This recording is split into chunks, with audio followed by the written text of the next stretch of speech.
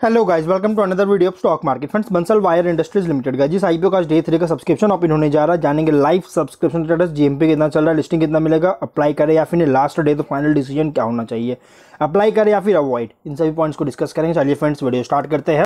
तो guys, IPO 3 जुलाई को open हुआ था कल और 5 जुलाई आज के दिन क्लोज किया जा रहा है। 745 करोड़ का book build issue, IPO 2.91 crore shares का फ्रेश इशू किया जा रहा है। अलॉटमेंट डेट फाइनलाइज किया गया 8 जुलाई का। 10 जुलाई का लिस्टिंग डेट रखा गया। बीएसई एनएसई दोनों में लिस्टेड किया जाएगा। 243 टू 256 रुपीज पर शेयर की प्राइस बैंड, 58 शेयर्स की lot size. SBI capital markets, DAM capital advisors और ये दोनों इसके लीड मैनेजर है। के फिनटेक रजिस्ट्रार है। प्रोमोटर होल्डिंग है प्री इशू 95.78% का। और अगर हम बात करेंगे एंकर इन्वेस्टर से 223.5 करोड़ का फंड रेज कर चुका है। सब्सक्राइब जो किया गया सब्सक्रिप्शन अगर देखा जाए तो क्यूआईबी से 0.1 टाइम का कोई भी सब्सक्राइब नहीं किया गया है, लगभग 10% का ओनली सब्सक्रिप्शन है, कोई खास सब्सक्राइब नहीं किया गया। एचएनआई से 12.84 टाइम का और रिटेल से 6.57 टाइम्स का। गाइज यहाँ पे एचएनआई और रिटेल इन दोनों से ही बहुत ही ओवर सब्सक्रिप्शन देखने को मिला है, जिसके कारण टोटल है 6.06 टाइम का, जो कि ओवर सब्सक्रिप्शन देखने को मिल रही है। जीएमपी की बात करेंगे तो कंपनी का जीएमपी 58 रुपीज़ का चल रहा है। इसके अकॉर्डिंग 22.6% का लिस्टिंग मिल रहा है, जो कि एक डिसेंट लिस्टिंग मिल रहा है। बहुत ही स्ट्रॉन्ग या फिर बहुत ही एवरेज नहीं, बल्कि एक डिसेंट लिस्टिंग मिल रहा है। 20 टू 25% का लिस्टिंग गेन मिलने जा रही है अभी के अकॉर्डिंग। लेकिन गाइस, इसी तरह की सब्सक्रिप्शन अगर रहती है तो कंपनी में जीएमपी और ज़्यादा डाउनफॉल होने के चांसेस है और इसके कारण लिस्टिंग जो है सो और ज़्यादा गिरावट आ सकता है, बहुत भी ज़्यादा कम लिस्टिंग दिखने को मिल सकता है।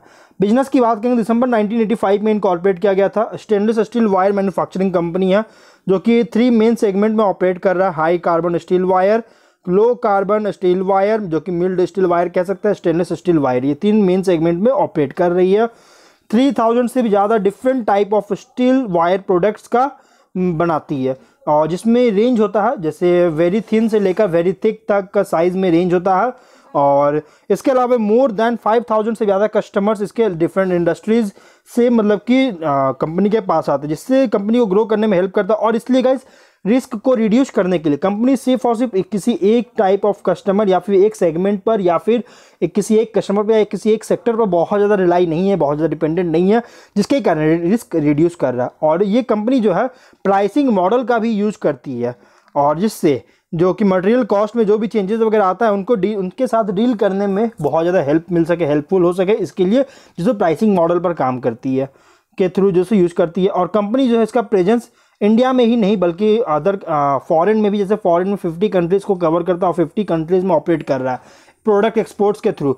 और सॉलिडिफाइंग अपने पोजीशन को सॉलिडिफाइंग किया गया one of the key player global market में।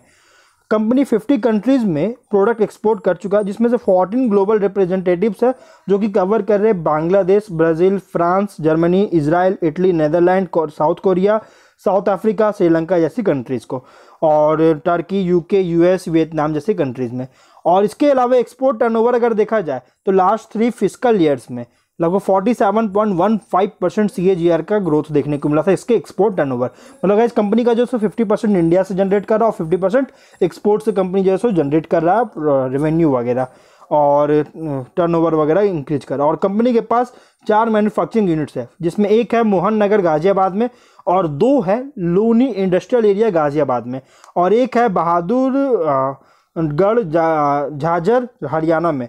और गाइज यहाँ पे अगर हम देखें 21 से अब तक कंपनी के पास सेल्स टीम जो है 50 एक्सपीरियंस प्रोफेशनल्स है स्टैब्लिश कर चुका, जिससे इंडिया में हर एक रीजन्स को कवर करती है और 5000 से ज़्यादा कस्टमर्स है अलग अलग सेक्टर्स में। और कंपनी के फिनेंशियल की बात करेंगे तो 22 में 2205 करोड़ का रेवेन्यू, 57.2 करोड़ का प्रॉफिट। 23 में 2422.5 करोड़ का रेवेन्यू, प्रॉफिट है 59.9 करोड़ का। 24 में 2470.8 करोड़ का रेवेन्यू और प्रॉफिट है 78.8 करोड़ का।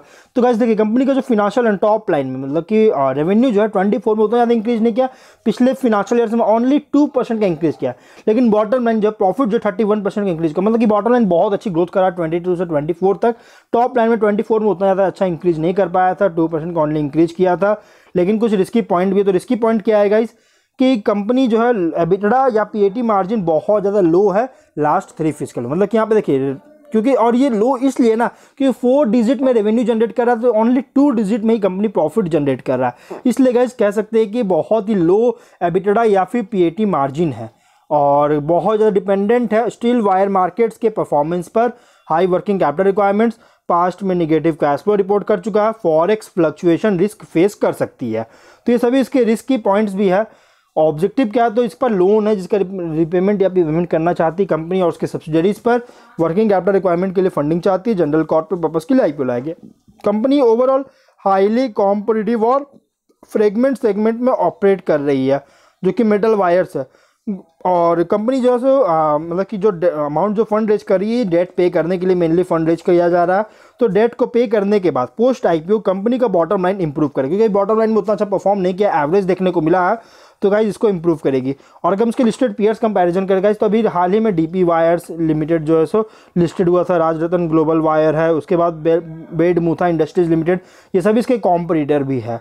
और कंपनी जो है अगर देखा जाए तो 24 करने के अकॉर्डिंग प्राइसमेंट थोड़ा सा ज़्यादा रखा गया। अगर आप इसमें लॉन्ग टर्म के लिए अप्लाई करना चाहते हो तो आप इसमें कंसीडर कर सकते हैं, आप इसको अप्लाई कर सकते हैं। लेकिन मीडियम टर्म में गाइज थोड़ा रिस्क होगा, शॉर्ट टर्म में भी थोड़ा रिस्क होगा, लेकिन लॉन्ग टर्म के लिए आप इसको अप्लाई कर सकते हैं। लिस्टिंग में अगर आप रिस्क लेना चाहते हो तो गाइज तो आप इसमें अप्लाई कर सकते हैं। तो हम लोग वीडियो कहीं ब्रांड करते हैं, अगर कोई डाउट है कमेंट बॉक्स में पूछिए। मिलता है नेक्स्ट वीडियो में, बाय।